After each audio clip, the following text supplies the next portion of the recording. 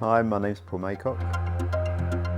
My wife had gone up to her mother's and I decided that as it was a nice afternoon, I'd put my gear on and go out for a bike ride. I was on my way back when I had my cardiac arrest, came off the bike, hit my head on the road. I had a helmet on naturally, which obviously helped to save my life.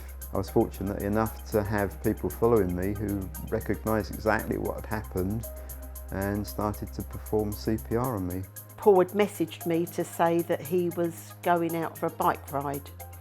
I came home, went to unlock the door, and I had a feeling that something wasn't quite right. I tried ringing Paul's phone number and obviously got no reply. At that time I had no idea as to what had happened to him. So when the call came in, the initial information that we were given was this was a cyclist who had been found unconscious. Once we got to scene, we understood that Paul had a heartbeat back after being shocked with a defibrillator a number of times. Sammy, the doctor I was working with at the time, did what we call a primary survey, which is like a rapid assessment of the patient's status and what their injuries are. We felt that it was probably a medical cause that caused Paul to collapse, and we felt that he needed to go to a cardiac centre, which would be either London or Ashford.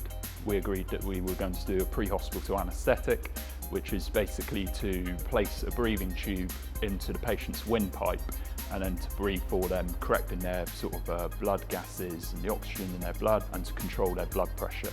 We took Paul up the road to the helicopter and then we flew him to London, which was the closest appropriate centre. I had a partially blocked artery which caused the cardiac arrest. That was subsequently stented. When they did a scan on my heart, there was no scarring at all.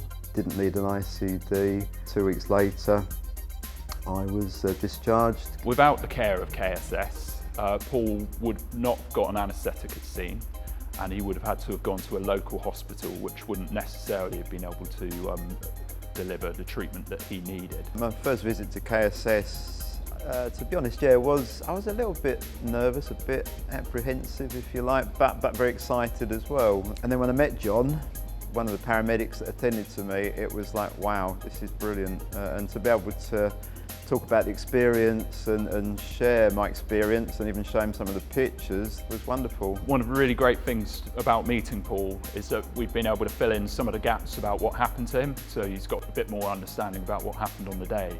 And also for me to kind of see the amazing recovery he's had and to learn a little bit about him, his family and who he is as a person. My life now is thankfully back to normal. I'm out playing golf twice a week, racquetball when I can. I'm enjoying my music, going to gigs, buying records, enjoying time with the family. I'm just thankful that I'm able to do the things now that I was able to do before my accident. KSS is a charity. We're only able to be there for people like Paul thanks to our fundraisers, and we're really, really grateful for that. If it hadn't been for KSS, I would have lost Paul, my husband, my children, their father, and my grandchildren, their grandfather. I wouldn't be here today if it wasn't for KSS. Join them in the fight to save lives like mine.